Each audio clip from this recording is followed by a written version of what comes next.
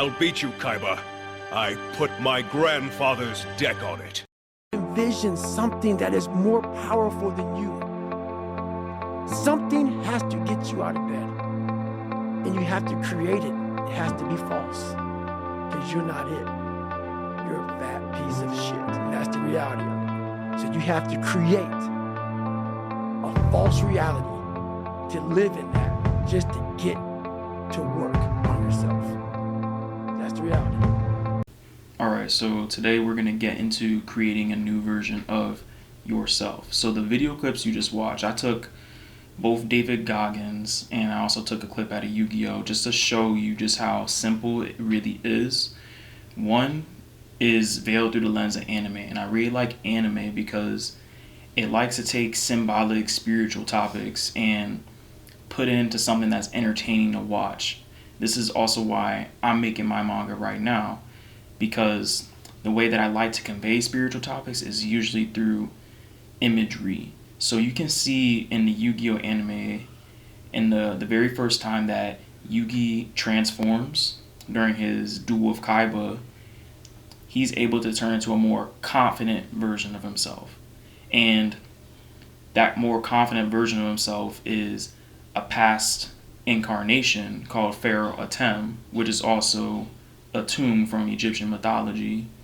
And this more confident version is known as the King of Games, the King of the Shadow Games.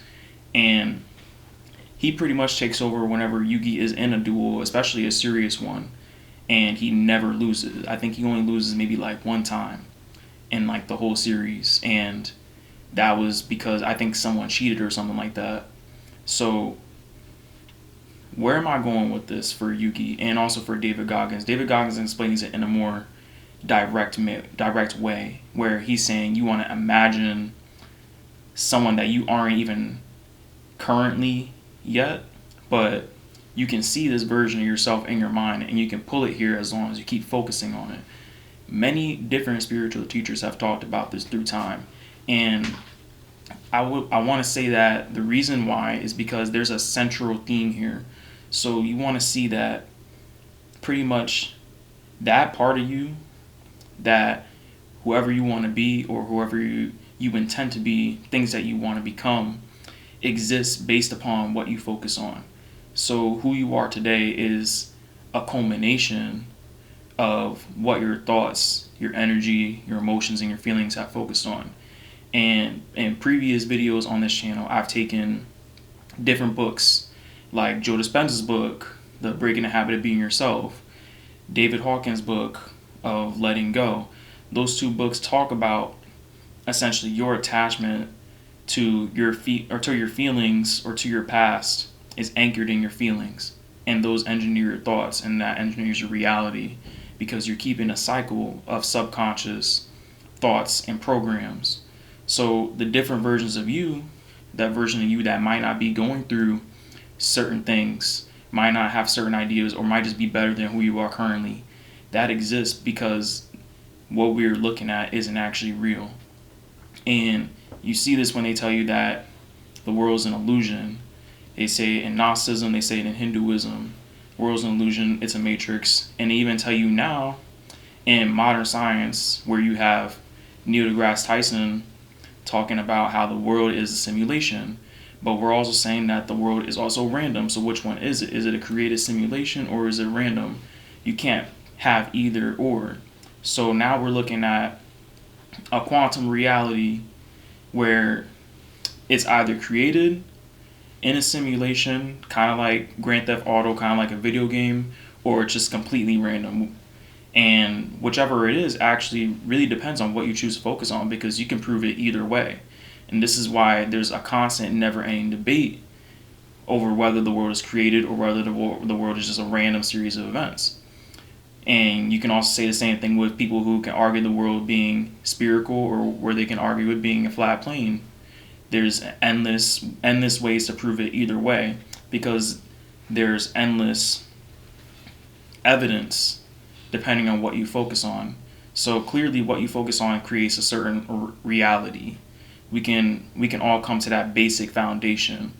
So now when you're looking at yourself and who you want to become yourself, you have to think about, okay, what type of character do I intend to create?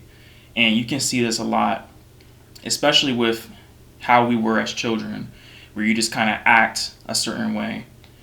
You decide to act a certain way, and you march to the beat of your own drum. You can take on a whole new personality. And this is similar to when actors, they get told to get into character. So, and you see that some actors like Heath Ledger, for example, he got very into the character for the Joker. And pretty much every other actor takes this same concept and they move with it in order to be effective actors. And the reason why they move with it is because what makes you a great actor is essentially being able to put yourself in that moment. So you can do the same thing with your spiritual work as well. Put yourself in that frame of who you really want to be, and you can just bring it here. But that requires focus, that requires visualization. Those are all meditation techniques that I've discussed in the past. And you can also see it in the movie Matrix, where Neo is told that he is the one. He's technically the savior, helping people get out the Matrix, liberating everyone. But at first, he doesn't even know it yet. He has to become that person. So he's getting taught by Morpheus all these different techniques, how to fight, how to, move at super speed, how to jump across buildings, how to operate in the fake world. And I think this is a really good movie, and I probably watched it like at least maybe 4 times. Probably gonna watch it again after this. And I think it's a great movie because it teaches you how to bend reality around your mind. And that's the best way to do it, because if we're taking in the laws of the universe, the first law of the universe is that the mind is all and all is in the mind. So if you can bend your personality around your mind, and you can bend it around reality, then you can technically become whoever you want to become. The book Cyclomancy also tells you how to do this too, because there's an exercise in Cyclomancy in which it tells you specifically, if you want to put your personality under psychic power control, that you simply have to imagine certain traits, and anything to the contrary, you just push it out of your mind. And so you keep forcing those certain traits into yourself over and over again in your daily interactions. And also, let's say you might have a confidence issue. So you go over it many times in your head during a meditation or whatever it may be. And you go over that confidence issue over and over again. Then when you run into it in real life, now that because you've done it so many times in your head, now it's just going to come naturally. And I do that technique, especially when it comes to things that I want to necessarily control. I do that technique myself, and I find that works in my favor too. So essentially, when it really comes to changing who you are, creating a new version of you, you have to be able to take the current feelings that are surrounding who you are, this current situation, current events, everything that's creating who you are right now. Look at it honestly, because if you don't look at it honestly, you're never really gonna get a full picture of what's going on. So that means you can't lie to yourself. You can't play around with yourself in your thoughts. You have to actually be real with yourself, because if you're not real with yourself, you're not going to change anything. So feelings are what help drive thoughts, and they are a byproduct of reality. And I want to keep reiterating that, because let's say you feel a certain way when you've achieved a certain amount of success, right? Now, think about it like this. If you want to step into that, you just keep holding that thought, that vision of what that looks like. Once everything is already done, once all the work is already done, you just keep holding that. And that's also another technique in the book, Cyclomancy too, because it's a technique to recharge yourself whenever you deplete your energy. But essentially, you want to think about whatever goal you might have in mind, how you feel after you've already accomplished it. And you keep driving that into yourself until you feel fully energized. And the reason why is because the reason why this exercise is even in the book and why it works is because you're thinking of a thought that already puts you in a higher vibration. So there's no real emotions other than vibrations.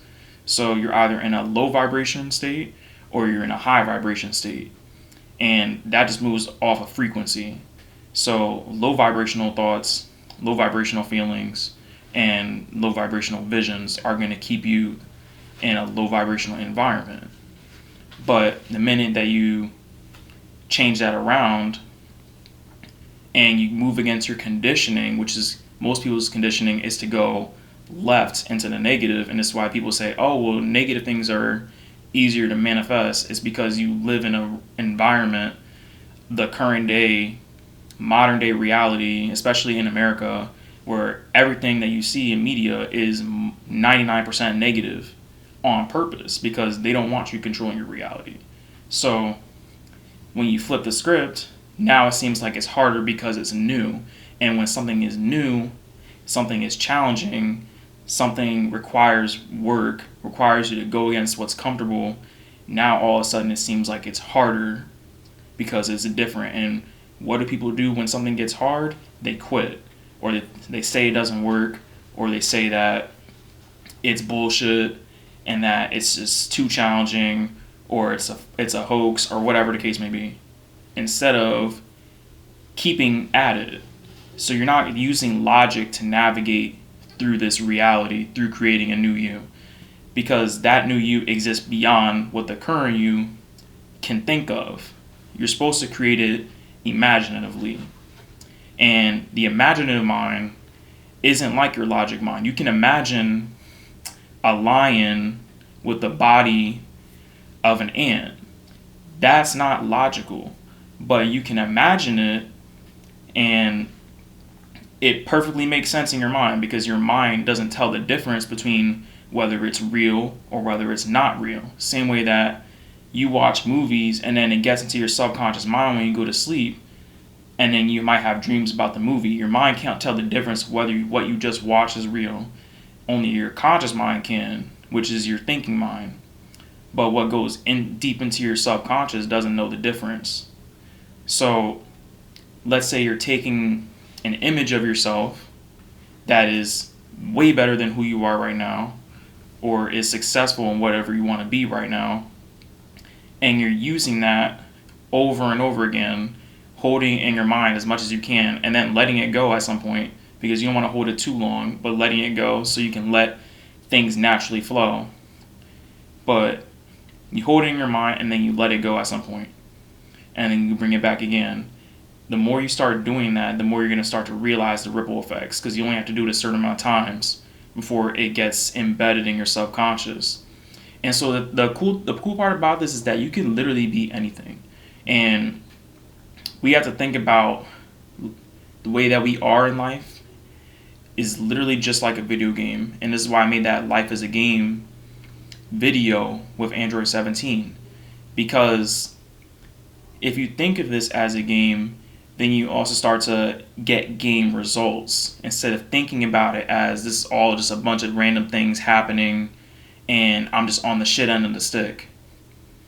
So if you follow through with it being a game, and it can be whatever game you want it to be, but if you follow through with it being a game, then maybe it'll start to be a game that works in your favor, as long as you continue seeing it as one that works in your favor. But you don't gain anything from seeing it as something that doesn't work in your favor. So why would you continue doing that? Even logically, that doesn't make any sense. So why would you continue to envision a negative reality? Envision the same reality, even if it's not inherently bad. Why would you continue to visualize something that's, or create something, or continue to live in something that's possibly boring, not exciting enough for you, when you could take it to the next level just using your mind? There's many different ways to do this, and my favorite way of doing it is simply by just challenging myself. So I'll step into something brand new, and I'll just make sure that I continue following through with it. So it's the same thing with how I'm still creating this manga. You've seen the manga post back on August 6th. That's where my art is now. I'm going to post a before and after on what my art looked like before versus how it looks like now. And what made me better at the art, other than my practice, But what made me better at the art in such a short amount of time was simply me visualizing myself as an artist, someone who constantly works at it every day, visualizing how I wanted the art style to look. And so once the Azure Souls manga finally comes together and comes to fruition, then it's going to be exactly what I saw a couple years back. Same thing with this YouTube channel. I have a certain vision for it, and I have a certain theme that I want playing into it that I'm continuing to do every day, as long as I'm not taking hiatuses. This hiatus was a little bit different, but there's certain things that I have envisioned for this channel. And where I was before when I first started, for whoever's been following since I was at 200 versus now that I'm at 600 subscribers, you know, it's changed a lot. But that's because my vision's changed. And each time the vision changed, the channel kept growing. Because I visualized that it would still keep going. I didn't visualize that it was going to change and everything was just going to fall apart. I kept it in my favor. So those are two prime examples of how I've used it in my life. And I'll even give another example, because when it comes to change, when it comes to bettering yourself, when it comes to creating someone who doesn't already currently exist, you have to think of the terms of before and after. There's always a distinct before and after. So you have to think of, okay, who you are right now and who you want to be. So they do this in the military. Before you get into the military, they call you a nasty civilian. That's a Marine Corps reference. I used to be in the Marine Corps. They call you a nasty civilian, and after 3 months of a lot of hazing, a lot of training, whatever the case may be, not going to get into details. You can watch videos about that yourself. But after 3 months, they take you, they break you down, and this is a series of mind control, but they take you, they break you down through the use of traumatizing the mind. Someone's yelling at you, you're not used to that. Or maybe you are used to that, but you're put in an environment where you're not used to it, and you can't really do a whole lot about it. So, but you made the decision to be there. And fraternities do the same thing too. So you're in a situation, and the only way out of it is to move through it, or you could quit too. But we're not quitters over here. But the only way through it is to move through it. And that distinct before and after, trying to take you, change you. You do a series of repetitious actions throughout the course of whatever the case may be, whatever the class is, whatever fraternity it is, who knows, whatever it is, right? Most things do this. They take you before and after. After that, now you're a Marine. After that, now you're in the fraternity. After that, now you're in the brotherhood. Now you're in the sisterhood. The reason why is because there's a vision of who you want to be. And all through that, they might have a system, a conveyor belt that you move along, but what really gets you along there is you being there, you having an idea of who you want to be and what you want to get out of it. So if you keep doing that, or you take that same mindset and you just do it for yourself, you don't have to join a group to change yourself to become something greater. Or maybe you might become something greater that might be a part of a group. Depends on however you want to slice it. It's a whole matrix, it's a whole game. So it's malleable. You know, the way that you do it is really up to you. So that's pretty much all I want to say about that. You know, everything is really in your control. Who you are, what type of reality you want to create. And the only thing that can really help you step into that is you. You know, you have to really have an idea. Right now, I'm obsessed with the idea of being superhuman, going beyond my human capabilities. I want to see how fast I can do things. This is why I always take it to the next level in the gym. I want to see how strong I could possibly get. And I continue doing that. That's why I read spiritual books. That's why I look into the lives of different spiritual teachers, masters, yogis, because they do superhuman things. And while it is nice to read about regular people or people that are successful, in regular human things, I like to look beyond just the humanity, everything that we do here, because that's more exciting to me. So that's why I became obsessed with the idea of superhuman ability, whether it's physical, whether it's artistic, whatever case may be. I'm obsessed with people and just the idea, and even doing it myself.